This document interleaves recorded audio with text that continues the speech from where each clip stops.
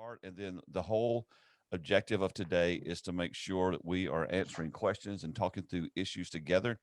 The thing I love about working with Andy and Stephanie is the fact that they know that this is all a work in progress. And our goals and our objectives at 95 Network is to be a great resource to help us to make the evolution into where we're going next. And obviously, moving forward, we are not out of the pandemic yet, but things are beginning to, you can feel a thaw happening, I guess is the best way to say it. And so, I want to help you guys. I want to help you find what you need. I want to help you find the resources you need. One of the most important things we do at 95 is to try to connect you with the people you need. We do not have all the answers and don't to pretend to have all the answers, but we do want to help connect you. And so we just want to kind of talk through a little bit of what's happening as we are evolving toward doing a really effective hybrid church. And hybrid church is simply this: is doing the very best you can in person, your in-person experience being the best it can be, and then doing the very best you can with online. And one of the mistakes I think a lot of churches are making is they're so focused on connecting with new people and reaching the lost, and which is that's what'd you say, Dale? Just Yeah. listen. They're so focused on being a place to connect people that when they get them to their church, they don't have anything to offer them. They don't have anything in place so they can stay connected, and so that's why I love what Andy and Stephanie are doing at AltarLive. I love how they're trying to help churches to get connected through the online experience. And so we want to kind of dive in a little bit about just some stuff, some good testimonies we're hearing, and then just spend the rest of our hour together just talking through anything we can. And if we don't know the answer today, don't get frustrated. We will help you find it. Okay, that's just where we are. So, Andy and Stephanie, thanks for joining us today. Thank you, Dale. Thanks everybody for coming. Having us. In case anybody's on today, this is their first experience. Stephanie, take a few minutes and tell us a little bit about AltarLive. Yeah, well, very nice to meet you all. I'm Stephanie Antonucci Leith. And Andy and I are both on the team for AltarLive. We are an online event platform designed specifically for churches. We got started, Andy and I's background is both in entrepreneurship and tech companies. But during the pandemic, we undertook the small task of trying to reimagine the way that churches gather online. It's been quite a journey. Dale's been with us for a lot of this. We got started really in earnest back in June last year, developing a platform to try to meet the needs of churches, trying to connect their people more authentically in online spaces. If I was to summarize what Altar is, if you've never seen it before, it's like bringing the best of Zoom meets the best of something like YouTube, Facebook, or the church online platform into the same experience. What we really saw the need that churches were struggling with is that you can get your content online, but there's no way to really go deeper with people beyond the chat comment section. So Altar was built to try to reproduce that living room feel.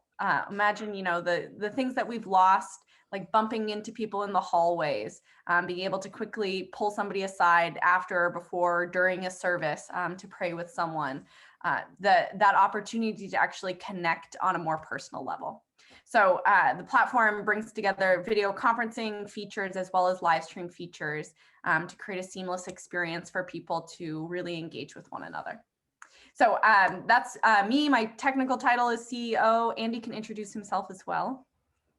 I've got a great title. It's called Technology Evangelist, which I gave to myself. And actually, I've had that title in other software companies where I've been, because what I really delight in is where it's not the technology itself per se, but more about technology that has a large impact on behaviors, whether it's on individual behavior, organizational behavior, even cultural behavior. So the internet, you've heard of the internet. So I was the internet evangelist way back then. I worked at a mobile phone company. So mobile was having obviously a big impact. So when I joined AltarLive, I actually, a friend of mine simply pointed them out and said, "Oh, there's a company that's starting, and why don't you take a look at their website? They're building it, and give them a little help, like tweaking some words or something like that." And my eyes got very, very big when I saw what AltarLive was doing. And I just invited myself to work there. So that's been great so far. And so I'm 58 years old, and I've been a lifetime churchgoer and got serious when I had an encounter with Jesus when I was around 39. So Stephanie and I talked about the website a little bit. And then I was like, do you go to church? Do you I just want to make sure, do you go to church? And she goes, oh, I go to church. I was like, okay, where do you go to church? And it turns out we go to the same church. We're at different campuses, so it's okay. We haven't been ignoring and missing each other for 15 years. It's been a great ride. This has been the best job I ever had. Not to talk about myself too much, but it combines my vocation and my avocation. And talking to church leaders like yourselves all day and all week long, and then also Dale. That's been a real treat. It's great company. Well, it's been great meeting you guys. I just saw, hey, there's a need. Here we are, specifically as we lead small and mid-sized churches, and we want to do the best we can. Everybody that's on this call today has a desire to minister to their people and help their people. And I imagine everybody on this call today is also pretty exhausted, because this has been such a trying time in our lives, a trying time in our churches. So, Andy, you had a few wins, a few stories you were sharing with me earlier.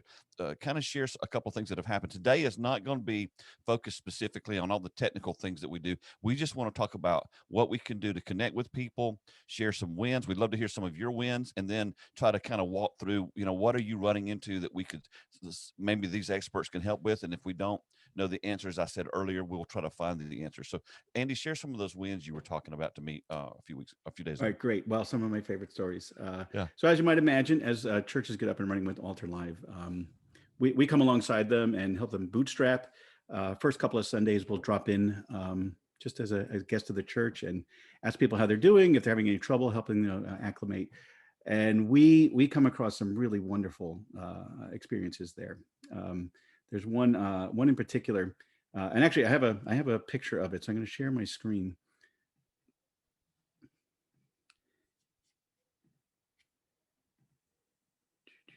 So this is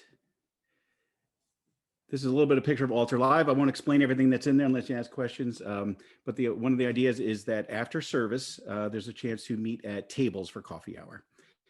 And so this is a table that I joined. I'm not wearing the same sweater, so that's nice.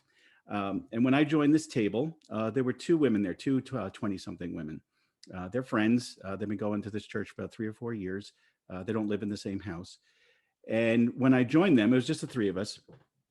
And they said that they are both self-described introverts. I'm an extrovert, so I don't know how welcome I was at the table.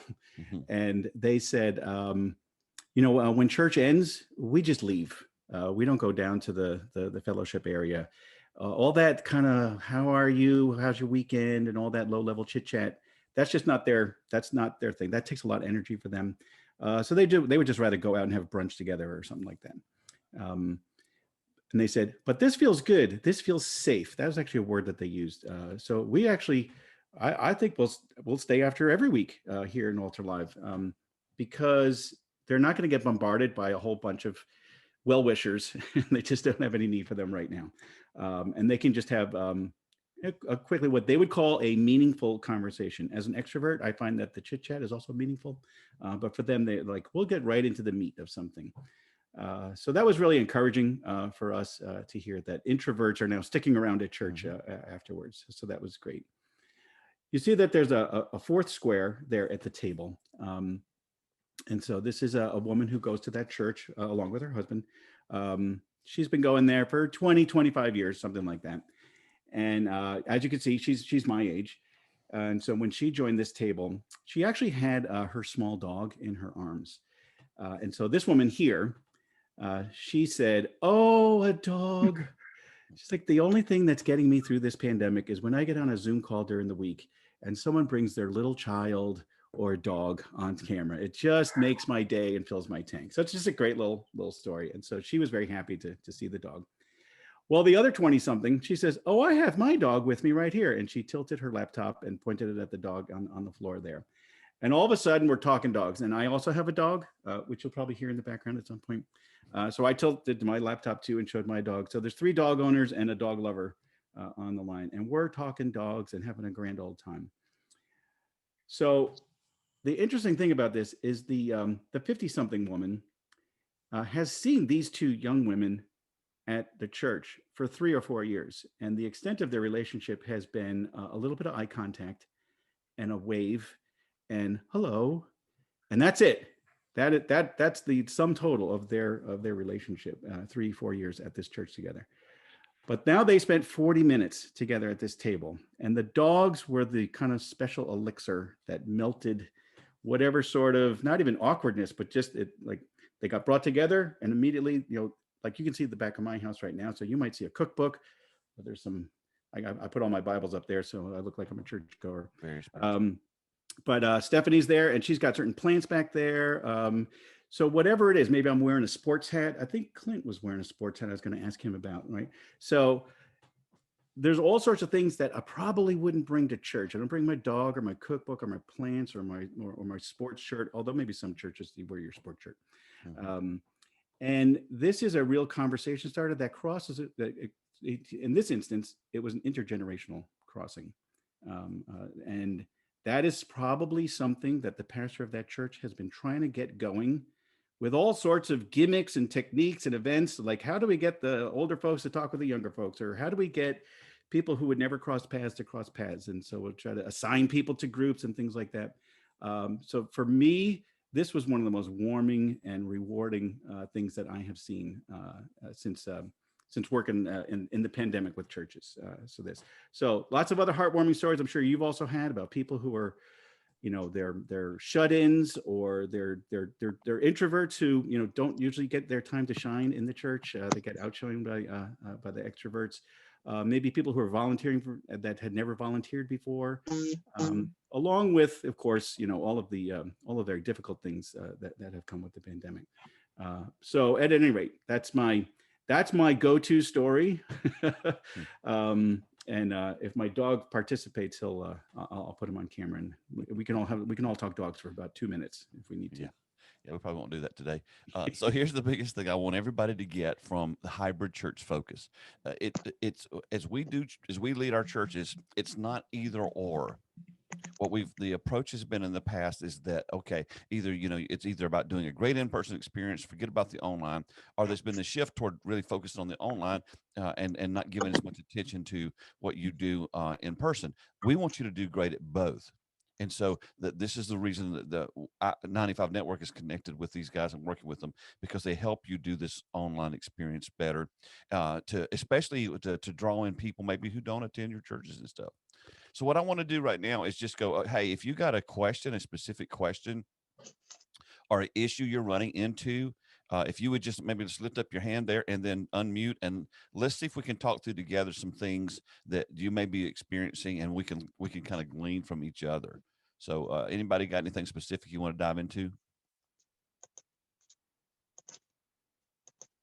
Go. Yeah, Rusty, go ahead. Got your mic on, Rusty. There we go.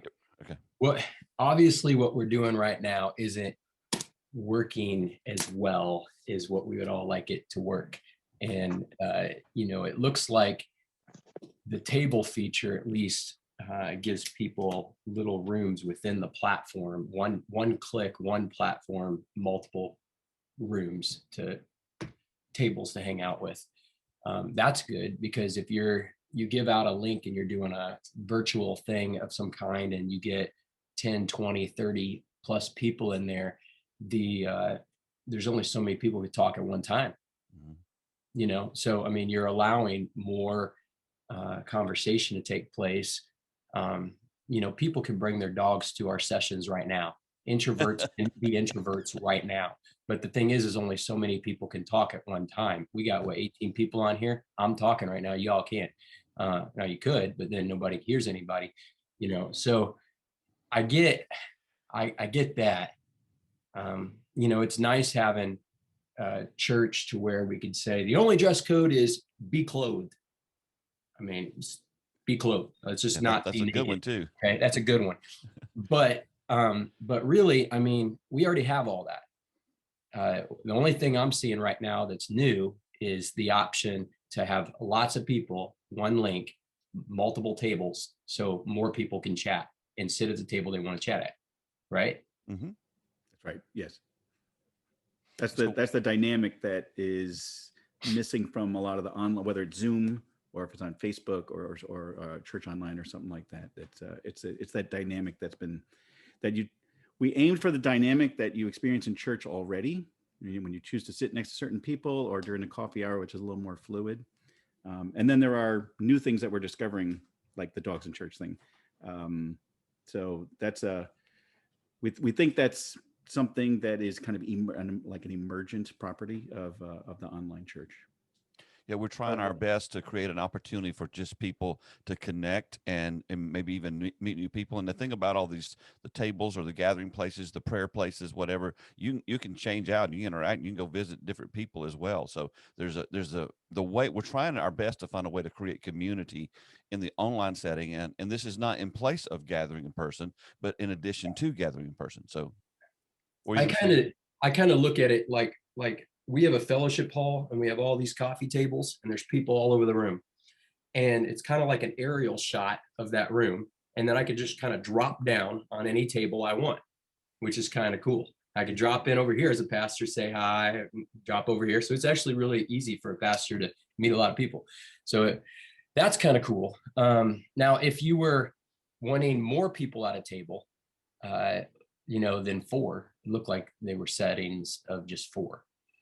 Or if you were talking small groups, now you're looking at what, instead of tables, you're looking at rooms, right? I mean, how does that work? It's Stephanie? a good question. Yeah, technologically, we've just limited to 4 for the just scaling the platform. They will increase over time so that you can have bigger capacity at tables, and then, like you mentioned, too, rooms. After you get over 8 people, it really is more like a room than a table. So that kind of increase of capacity will come as well. It's a good question. Because I guess my thought is if you have one link, okay, and that one link is a post-service and pre-service hangout or whatever gathering. If you want to make it classes or groups or seminars or teaching, then you got to have multiple where people can just drop into those, right? Right, correct. And we haven't actually even shown you, there's 2 states in every event, and Andy could probably share a screen of it again. There's the event state where your live stream feed can play, and we have what's called the Pew View, where people can select seats together to watch a live stream feed or whatever content that you have going in the same way. Oh, Andy, I think it's the other browser. Other one. So we can still see in. Oh, there you go. Yeah, it's a good question. We can show that too. Well, while Andy's pulling that up, a question for you all is, and kind of taking it big picture again, as open conversation, do you feel like you have a pulse on what your people are wanting in terms of connection or community together? Either positive examples that they've been able to find that in the past few months in more creative ways than they maybe traditionally did before because they can't gather as easily in person, or are there areas that you still feel like are unknowns? There's a group of people that you're not actually sure how they're feeling about. Are they feeling connected or disconnected? I'm just curious from your perspective, what you see in your own congregations. Let me drive this. What I'll do is I just want to call on you individually. And if you could just answer that question, it would be really helpful. So Bill, let me start with you. What are you seeing?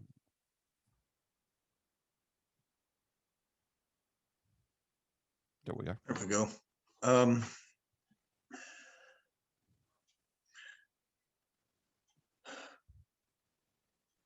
I'm not exactly sure how to answer because everything is, it depends on which group of people I'm talking about in my demographic.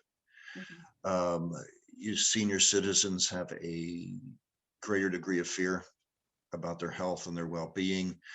And so they are disconnected from the in-person, but they are also technologically disadvantaged. Okay. Maybe later in the conversation, if Andy or Stephanie can address the the simplicity of the program, because if it's very complicated at all, my folks will get lost. My younger people have been, say, throw caution to the wind. They're here in person.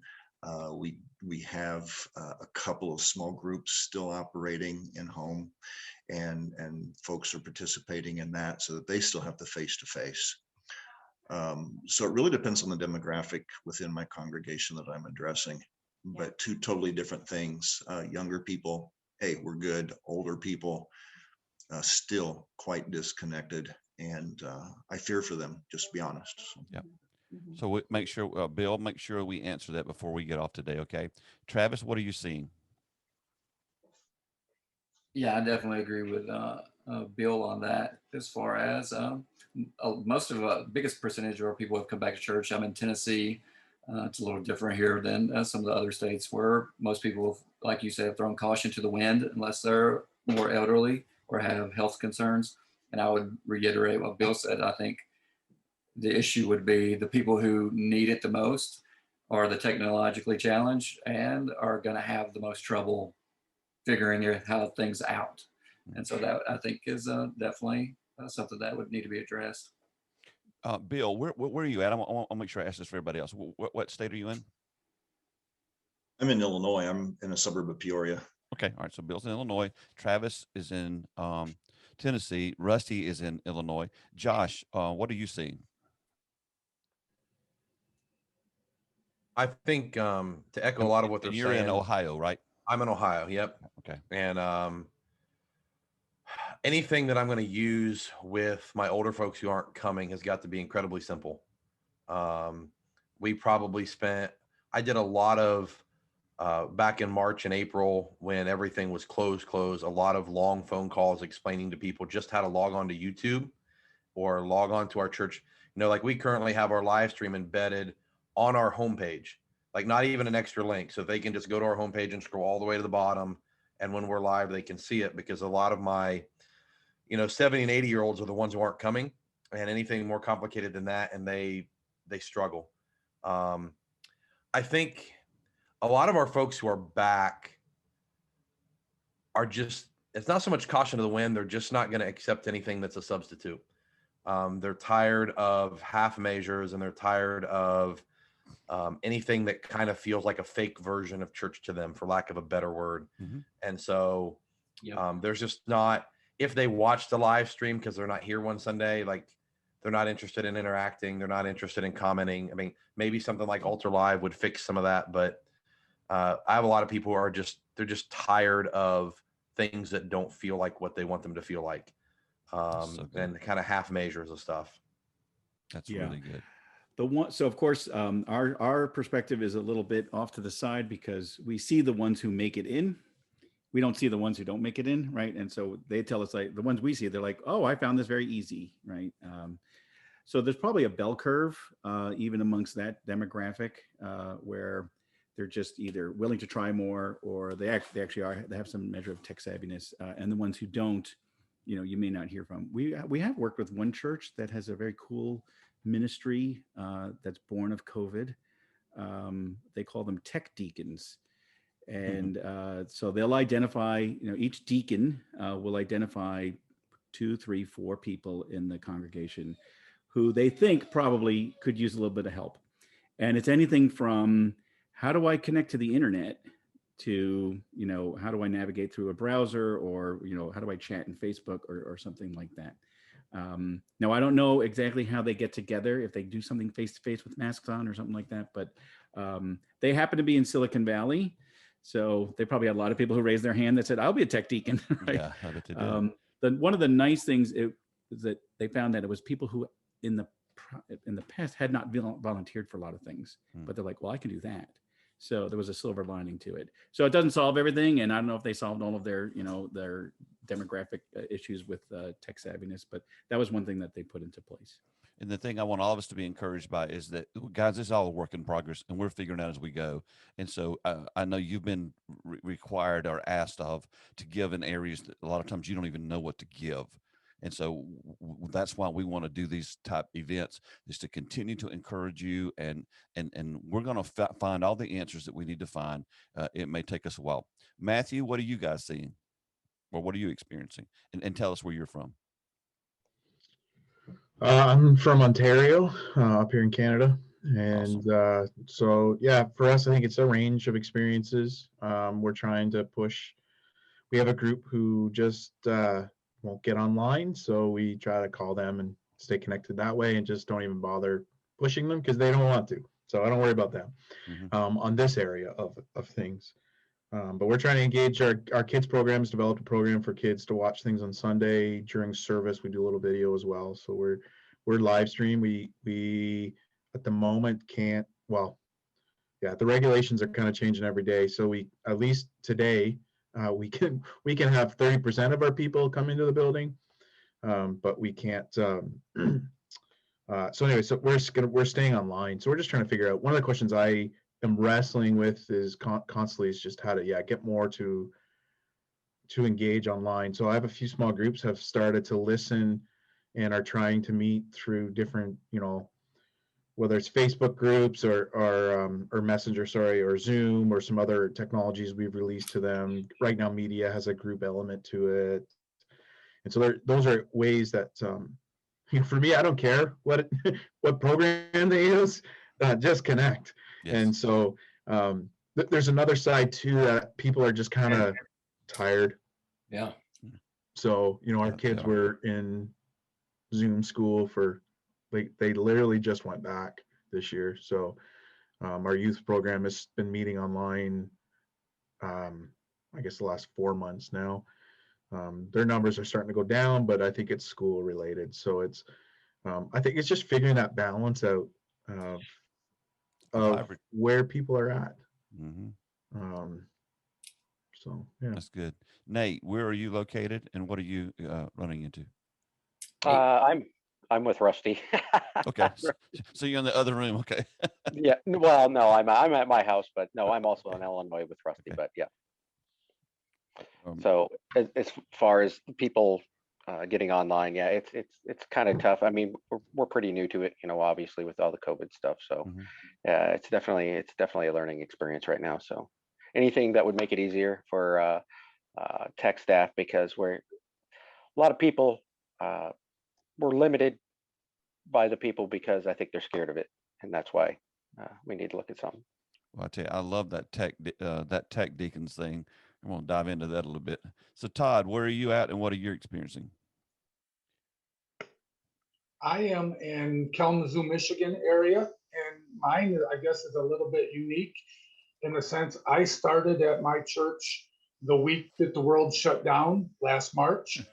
And welcome aboard, right? Congratulations. I brought all my stuff to the church office, put it on the shelves. The next day, grabbed it, brought it back home.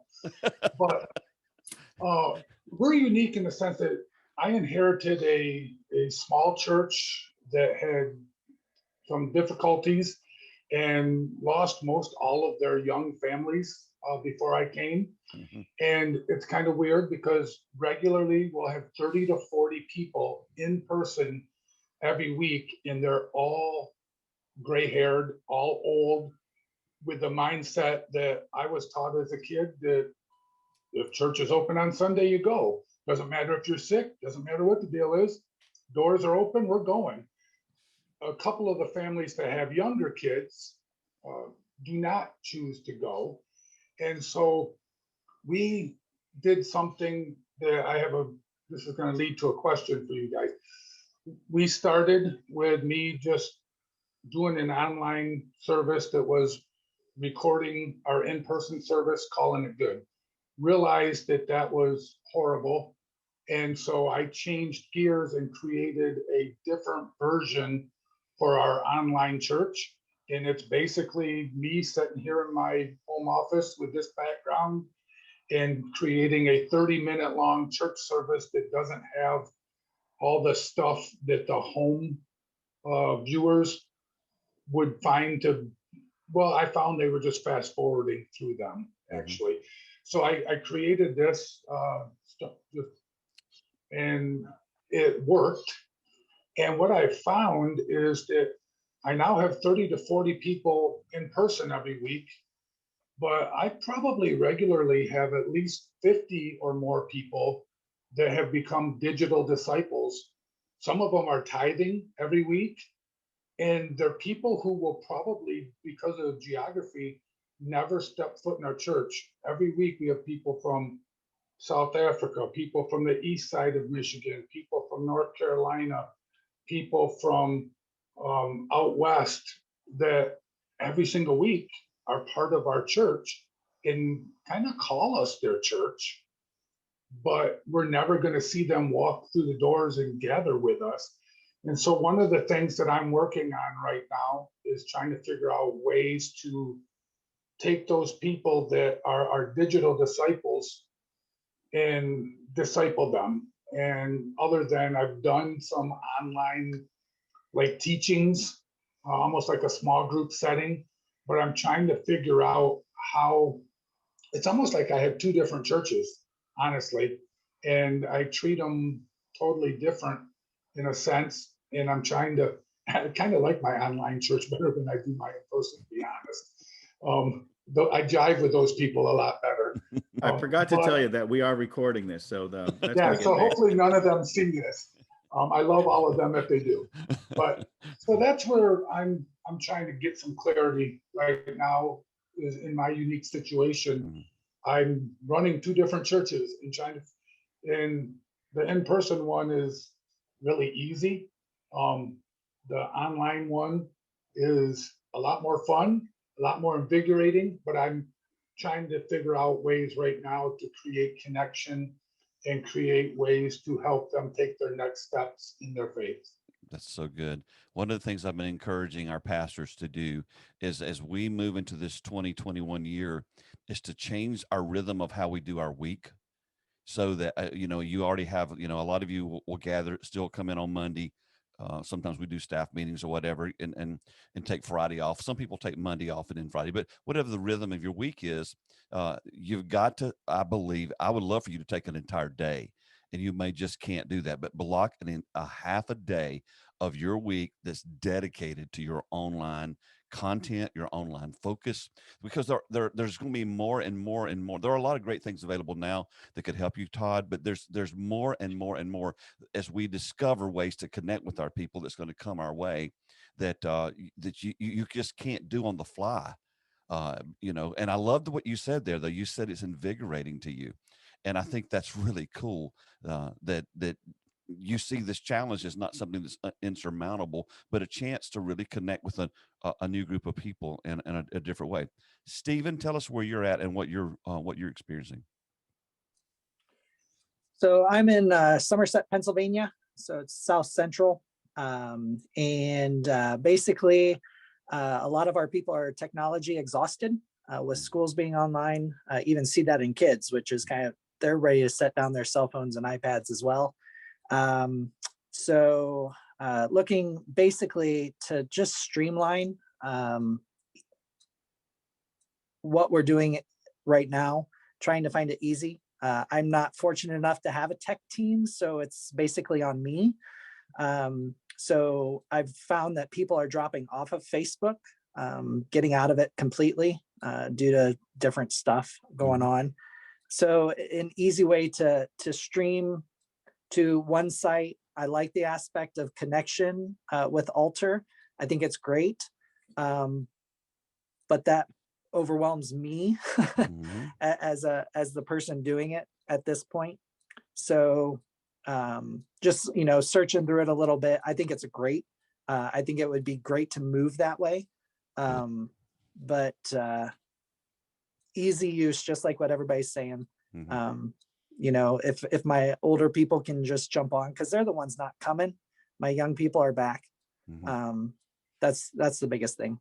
Cool. Why do you think people are dropping from your Facebook? You said there were a number of reasons. Oh, I think just the politicalness of the past year that they've just stopped and they've taken a break and either dropped it completely. Probably healthy. It's probably healthy. Yeah, exactly. I've considered it, but I like to see what my people are talking about.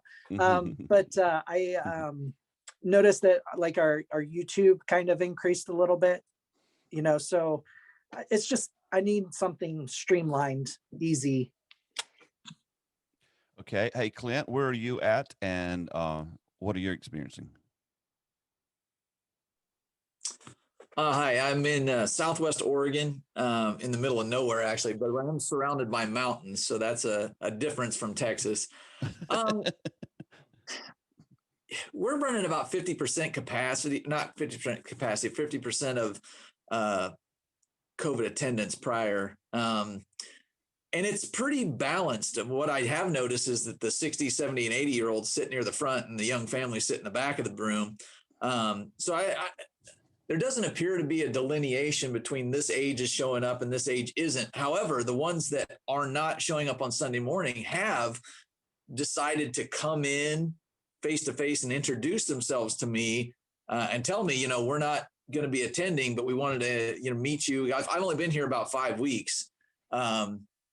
So it's hard to gauge where they all are. I do know that it's a difficult place, the way the building is situated, to have some really good, like Rusty was talking about the fellowship area. And I know that I used to work with him there too, that they've got a great fellowship area that leads right into their worship center there. I don't have anything like that. We have entrances on each side that lead right in, and the fellowship area is in the basement, and none of that's being used right now. So it's hard to say, we're not set up well for that kind of fellowship gathering right before or right after service, unless they get into a habit of changing our culture to where they want to travel down there and come back and forth. And that's something I think we will do soon. But Oregon is a little different in that I think they're allowing more people in now to the building than some of you all are having with your restrictions. I noticed that we started doing, I've been doing daily devotionals on Facebook in Texas, and since I moved here, since about April. And they built a Facebook group here that sent out a lot of invites, and I have about 80 people that daily listen to these daily devotionals that are about 3.5 to 5 minutes. That's been a real contact point for me here, because I noticed that probably 50% of those people are not church attenders here. And so that's getting my face into the community a little bit, as well as just a reminder that Coquille, this church is still trying to make an effort to reach out to the community. So that's been a real positive for us. And the thing that might be restrictive about it is we've been sending invites out to people to join that group. I go ahead and I put those videos on my personal Facebook stream as well. But I'm not sure if there's a better way to make it public for the area or not at this time. But that's been a real positive thing for us. The negative thing that I see going on here with streaming and our internet presence is that there's a fear of live service. And by that, I mean, they're just afraid something's going to go wrong if we're streaming our Sunday morning service. So they are, right now, what I do is every Thursday, I record a message. I preach to an empty room that they record. And then later that night, we record a worship set with the band. And then Sunday morning, we'll go and we'll have a regular worship service, but then they'll stream that thing we recorded on Thursday night after it's been edited and polished. And I gotta tell you, I hate it because it doesn't feel the same. The sermon, I'll go back and watch it. It's completely different than preaching to a live room with response and stuff like that. So we have a fear here of going live. And that's something that I think is a battle that I'm starting to wage war against. But I haven't, put my foot down yet. So that's where we are. You could always do the live thing and then just have the others a backup and use that to kind of ease them into it. So that's great, dude. And I've watched a lot of your Facebook things. I mean, I don't know anybody that's been more faithful and consistent than Clint. He's been putting it out there ever since this thing happened. So thank you so much for doing that. Chris, where are you at, and what are you seeing? Can you hear me? Yes, sir. Okay, just want to make sure. I'm in Aiken, Minnesota, so I'm 2 hours north of the Twin Cities in the lakes area of Minnesota. So we're about 30 miles from Brainerd, Minnesota. and literally in the middle of nowhere, very rural, 12 miles out of town, and you have to drive down a gravel road and park in a grass lot at my church. So, and people like to ride snowmobiles to church where I live because it's Minnesota. That's so cool. But we don't do that in South Carolina. yeah, I understand. Some areas you might be able to water ski or jet ski there. But what I'm seeing is we have had tremendous growth and engagement online during COVID. We have gone from, we were at about 100 subscribers on our YouTube channel. I looked yesterday and we were at 699 subscribers. So we've grown by, give or take, 600 subscribed in a year. And in a church that averages 100 people, that's a remarkable rate of growth. We've not seen quite the same, but still pretty ridiculous growth on Facebook connections as well. So seeing a lot of good digital connections there. We went back to meeting in person July 5th. So we've been in person since then and are running, give or take, 65 or 70 people on a good Sunday. A small Sunday is about 50. So somewhere in that 60, 65 range is probably our average currently, which is down, a good 40 to 50 people.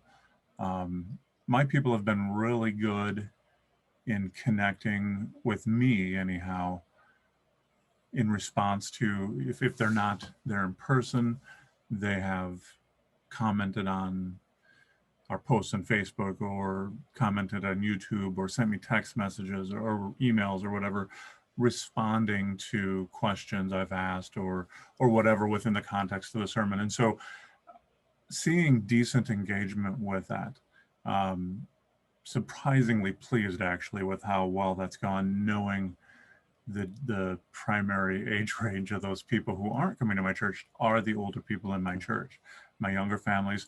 It's kind of impressive, honestly, when I'm on stage looking out. Almost everybody's young at the moment because a lot of my older people are choosing to stay home, and which is really a shift and change, at least in appearance. Now it's just because there's people not in the room, but we have grown by young families coming to our church during COVID, and we've added a number of young families in this time. So, I hear a lot of my fellow pastors complaining about burnout and struggling, and yeah, we were $50,000 short on our budget this year, and we've had challenges, but I'm celebrating the wins. I think God's been doing good things, and I'm preaching vision every single week and casting that vision and just saying, hey, God's still at work and we're still doing good things, and keep giving, keep loving, keep serving, even if it's at a distance. And I've got the accelerator down. We're planning on building an outdoor space outside of our church on the property this summer. Wish we could have done it last year. It would have been very useful during COVID, but we just didn't have the opportunity to ramp that up. We didn't know what the world was going to be like. Now, a year into COVID, we are building a kind of a pavilion space with picnic tables. We're going to put a campfire ring out there with a long term of, we have a playground, but it's a high-end home quality playground, not a commercial playground. Yeah. So, I've cast that vision. We're going to be adding a commercial playground because, again, we're 12 miles out of town. Any young family near us has nowhere to go to a park to play. They don't exist where we live. Wow. So we're going to create the park and bring them to the church and see what God does with that. So we're doing that stuff. That's kind of all over the map. I It's guess. so cool to hear, though, you've been experiencing success, because if someone had told me that you were out in the boonies of Minnesota, I would have thought you would have said the total opposite of everything you've said. Yeah. So that's really encouraging to hear. That's really, really good. God's on the move. Yeah. That's cool. Hey, Justin, I don't see your face, but where are you from, and what are you experiencing? Hey, Dale, I apologize. I am here. There you are. In and out of meetings, so I didn't want to be disrespectful. That's fine. But yes, we are in Greene, New York, upstate New York. New York has not had COVID, so we're just doing fine. Yeah, you guys haven't had any issues at all in New York, have you? Would you help me with the question? we're talking about what are the unique challenges that you guys are still confronting that we can talk through together, and you may be doing great and not having any challenges. Yeah, that would be nice. Yeah. So we are a multi-site ministry. We're rural. We have campuses across the area. We're back in person. We have been back since last June, but we're running about 50% in person. Online, we've changed a lot with how we do it online. We do a hybrid approach of live teaching with pre-recorded music, and that's actually working. It's allowing our music quality to be much better than the live. We just don't have the capacity to mix it properly. We're also able to kind of merge in, like Sunday we did a baptism, so we were able to do live. Oh, that's cool. Baptism kind of added into that online stream. We're using tons of channels for online. We're using Facebook Live, we're using YouTube, we're using Boxcast, we're using our website, and we're kind of tracking data across all the platforms. And we're just kind of viewing it like we have multiple online campuses, and some things work for some people and others work for others. So we've really tried a boatload approach, and maybe someday we'll simplify it down. Mm-hmm. But overall, we've just learned a ton, and we're still learning, still asking a bunch of questions. I think our main challenge right now is just fatigue. Mm-hmm. We've got enormous staff and volunteer fatigue. We're dealing with skeleton crews for kids ministries. A lot of people are kind of wanting to ride out the pandemic before they return to serve. Mm-hmm. But the kids are longing to be with peers. And so kids are surging back on Sundays, they're surging back on Wednesdays, and parents are actually using youth ministry as a discipline. Like, if you're not good, you're not going to be allowed to go to youth ministry. That's kind of opposite. And it's funny, but we may not be able to sustain a lot of the kids in youth ministries this summer and fall just for purely lack of volunteers. Cool. So trying to help our staff just be realistic and say, look, we don't know when all this is ending. We don't know what it's going to look like. We don't want you to burn out. So we'll just shut things down that we can't sustain. There you go. Rather than burn out the few people that are helping, and just be realistic about it. And we're not going to make public appeals for volunteers and beat people down and get the wrong people serving. So just kind of resetting all of our projections, trying not to make projections that make us look like weathermen. And just kind of resetting our expectations. I think that's been a huge thing for us, is not having the same expectations that we used to have, and being okay with that. That's so good. I want to make sure there's 2 or 3 things I want to get done before we run out of time, and you just opened the door to something. One of the things that most of our churches are experiencing as they get back to in person is a huge loss of volunteers. And so one of the things we've begun to add, and if you are a member of 95 Network or you keep up with us, you're going to see this. We've added a staff position with a lady named Marianne Sibley, and Marianne has a ministry that she does to train to help you with training volunteers, guest services, and just the whole hospitality side of things. Because a lot of churches, we recorded this week with Rich Birch on our 95 podcast, and he talked about this has been the number one issue that churches are experiencing as they are trying to get back integrated to meeting again, is just a huge lack of volunteers. And so, just from my experience, one of the things I want to speak to you is this: it's better for us to do 1 or 2 things really, really well than to do 20 things poorly. And so I love what you just said, Justin. Sometimes we just have to pare it down, pull it back, and just really make sure whatever we are offering, that we do a great job with that. And so as you move forward, if we can help you with just as you grow the in-person experience again, or reinvigorate it, that's going to be an area that we want to help you with. I want to come back to Bill's specific question, and it came up with a lot of people. And Andy and Stephanie, can you help us, point us in a direction of what we can do to help? I think specifically it was how to engage those who are technologically ignorant, is the way we could say that, I guess. Is that a good way challenge? I think challenge. I'm sorry. Challenge. Challenge is the word I'm looking for. Yeah. Yeah. Well, there's sort of 2 parts to it. So one is the initial, like, how do I get going on something, right? What button to push? What settings do I need to have? And oftentimes, once that's set up, and then someone has their first experience, whether it's Facebook or YouTube or AltarLive or something else, a Zoom, then that's enough. It's like, okay, I can repeat that process now that you're like, I didn't realize I needed a camera that I needed to get set up or something like that. But then once they're set up, they're good. They've crossed over, and it can be repeated.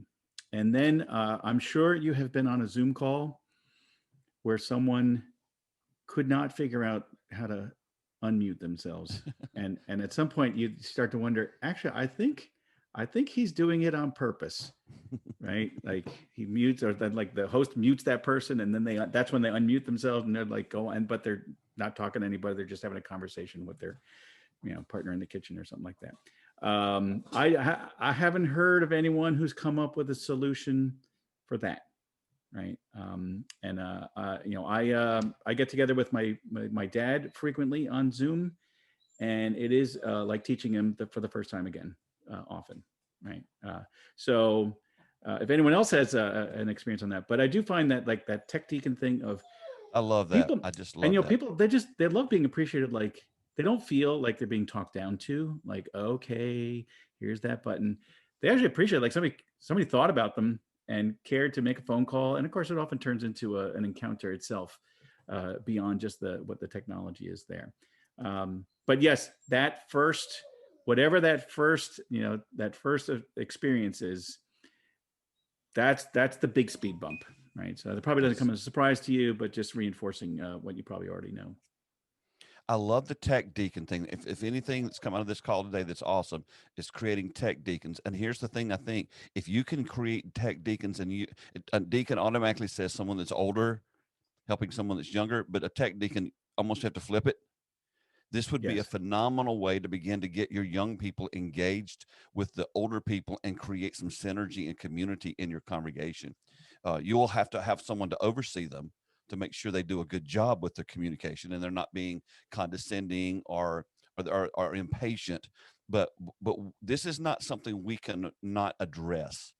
We've got to figure it out, and we're going to keep working at it until we figure it out. Stephanie, you want to chime in here with any thoughts that's in your head?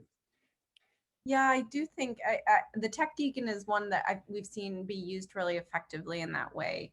At the end of the day, technology, digital technology is a tool. It's like any other tool we learn throughout our lives. And I think at least in my past experiences too, of having worked with older generations, when it comes to use of technology, 80% of the battle is confidence in their ability to use the technology. It's not that, and I'll give a pro example. I will say my husband's grandmother is somebody who is so not technology savvy, but because there is a reward at the end of it, which is, specifically for Zoom, because there's the reward of actually getting to connect with other people from outside of her nursing home. The time that we've spent with her to train her and build her up in it, to try to overcome some of those personal doubts about, the frustrating parts of it or her inability to use it, it actually becomes a really rewarding experience. And people want connection at the end of the day. I mean, we use tools because we are finding ways of connecting with others. I mean, the same thing could be said of cell phones when they first came out, or, calling. But we can learn, even at older ages, how to adapt to new technology. I really think 80% of the battle is the confidence building, in making that feel accessible and making somebody feel like you're willing to spend the time with them because it's so important to you that they're included and not left behind. Yeah, so and good. I think what you say, Stephanie, there, that equation of the pain associated with the new technology divided by the reward. If the reward's very high, then that equation is going to turn out to be tolerable. If the pain is very high, the reward's going to have to be much, much higher. Some of the churches we're working with, they do put a lot of, there goes the dog. They do put a lot of effort into internal marketing. Now that's going to be more work for you. So it's probably the last thing you want to hear, like, oh, now we got to do that. But they'll do a quick little video. It might just be the pastor talking about, oh, we have this new thing. We really want you to try it. But they're also putting together some vignettes, right? So that actually the little thing that I showed you earlier, that's a recording. They're going to actually take that recording and have the two women talk about like, well, this is why we liked it so much. And you know, it's for like 90 seconds. And they'll put that as part of their service and part of their live stream. Now there's a little bit of chicken and egg. If your tech folks aren't looking at the live stream, then they're never going to see that promotion. But that's something of letting the people speak to how, you know, what the impact has been. And, you know, that's for AltarLive. It could be for whatever other things that you are using, whether it's coming back in person or getting on telephone or something like that. So, but that's it's work. Someone's got to record it. Someone's got to edit it. Someone's got to get it into the rest of your promotion. But that's something that we have seen churches doing. I would say too, I mean, and thank you all for sharing. I mean, there is no one size fits all. Every community is different and you know your people best. And it's an ever evolving situation too, as you know, COVID unfolds. I think at the end of the day, I think whatever tools or methods you choose, I mean, the churches that we have worked with that I've seen be the most effective in terms of not getting their people to one platform or one methodology or another are the churches that have really, you know, approached it with a grassroots mentality of, at the end of the day, how does each individual member feel that their absence is not just missed, but their presence also known, you know, that they feel wanted in a space, either a virtual space or a physical space. I'll give an example. We've had one church that's basically taken their list of members and asked for a group of volunteers, and they're moving on to AltarLive. And they're saying, all right, here's our list of members. We are going to divide and conquer all of these members. Each person is going to take 10 people that they are personally going to either do a phone tree with or an individual follow-up to say, hey, I'm inviting you to come sit with me this Sunday service. Let me help you with any tech issues you have. Let me make sure that you're known and I'm there waiting for you, that somebody is on the other side wanting them to be there. That approach, I mean, there is never going to be 100% of everybody. So one thing works for everybody, but that ability to make somebody feel wanted and invited personally somewhere goes a long way. Man, I'm just excited today to have the interaction we've had with you guys. So let me wrap up today by saying a couple of things. One, we love you guys and we're here for you, and we know you're fried. Well, everybody except Chris. Chris is, he's going through the roof, but everybody else, it's been difficult. So I want you to understand 95 Network, we're here for you. We want to stand with you. And again, when we don't have the answers to things, we're going to try to help keep diving in until we find the answers. We're navigating new territory. The second thing I want you to know is this: if you are a member of 95 Network, AltarLive will give you, if you join sign up for AltarLive, they give you a 20% discount. So it's not a one-time discount. That's as long as you're using it. And so if you not even checked it out yet, I would encourage you at least check it out. Have a conversation with these guys about how maybe they could specifically help your church, and it may work for you and it may not. You know, as we've made it very clear, there is no one size fits all. But just reach out to them and understand that and if you're not a member of 95 Network, it's just $95 a year, and then that gets you access to that membership or to that connection with them. So wanted you to know about that, and then the other thing is this: please. If you have any need, reach out to us and we will connect you with whoever you need to be connected with. Man, we are so excited about what God's doing. And just as you move forward, if your focus can be that it's not either or, it's not either in person or online, it's both and.